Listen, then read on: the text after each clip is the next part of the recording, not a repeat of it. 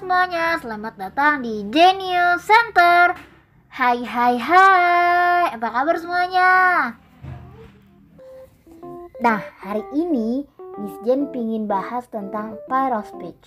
Nah, Miss Jen yakin nih, pasti sedikit banyaknya kalian udah pernah dengar dan udah tahu lah ya tentang part of speech.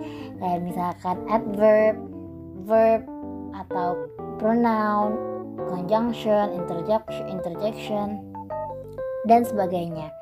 Nah, jadi daripada basa-basi, mending kita langsung ke inti materinya aja ya. Check it out. Nah, sedikit penjelasan nih tentang part of speech. Menurut Learn English, part of speech merupakan klasifikasi dari kata-kata yang dikategorikan dari peran dan kemampuan dalam struktur kalimat sebuah bahasa. Ada 8 part of speech, yaitu noun, pronoun, verb, adjective, adverb, preposition, conjunction, dan interjection. Jadi di episode kali ini kita bakal bahas tentang part of speech, noun dan pronounnya dulu ya. Secara singkat, padat, dan jelas. Apa sih perbedaan noun sama pronoun? Noun itu adalah kata benda, sedangkan pronoun itu adalah kata ganti benda. Tapi dua-duanya sama-sama menunjukkan pada benda. Noun sendiri itu terbagi menjadi dua, yaitu countable noun dan uncountable noun. Namanya aja countable. Count artinya hitung, able artinya bisa, jadi bisa dihitung. Sedangkan uncountable berarti nggak bisa dihitung. Ini gimana nih maksudnya? Nah, maksudnya bisa dihitung atau nggak bisa dihitung, ini kayak gini misalnya. Kayak plate, piring, gelas, itu kan bisa dihitung tuh satuannya. Sedangkan kayak yang uncountable itu kayak air, nasi, itu kan gak bisa kita hitung satu-satu. Gula itu kan gak bisa kita satu-satu gitu kan. Jadi buat yang uncountable sendiri itu gak ada bentuk jamaknya gitu. Misal nih contoh buat yang uncountable, I have water. Nah itu water itu kan gak ada jamaknya, ya udah water aja gitu.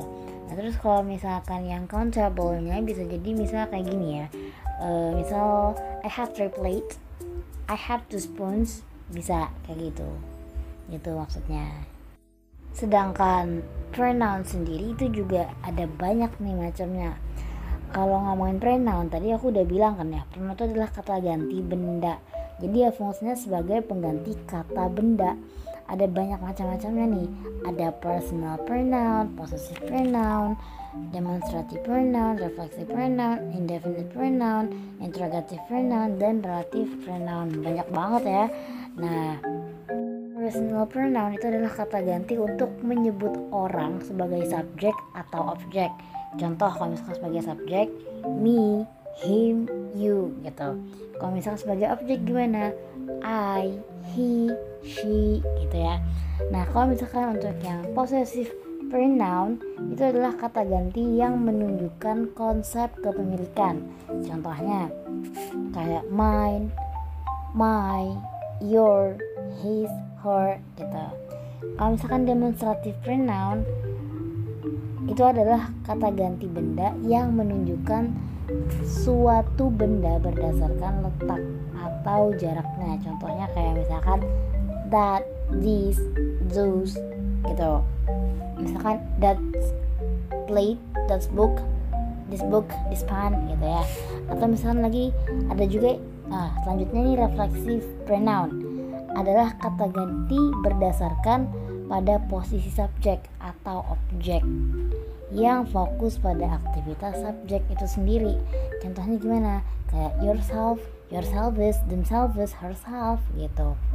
Ada juga indefinite pronoun adalah kata ganti benda atau orang yang bersifat umum atau random. Nah maksudnya gini, gimana yang bersifat umum atau random?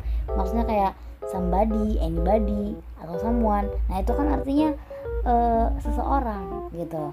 Ada juga kayak all atau each misalnya. Terus kalau interrogative personal pronoun gimana? Nah buat interrogative pronoun itu adalah kata ganti yang berfungsi sebagai bentuk kata tanya yang sifatnya menggantikan kata benda orang. Contoh, misalkan whose, who, which, what gitu. Terus kalau misalkan kayak relative pronoun itu adalah kata ganti yang sifatnya sebagai kata sambung yang maknanya adalah sesuatu yang. Nah, misalnya nih, I met a woman that has 10 children. Nah, sesuatunya ini ya woman yang memiliki 10 children tadi gitu maksudnya. Oke. Intinya sih semoga pembelajaran hari ini bisa bermanfaat buat kalian semua yang menonton video ini. Terima kasih, semoga bisa bermanfaat untuk kalian. Thank you, see you, bye.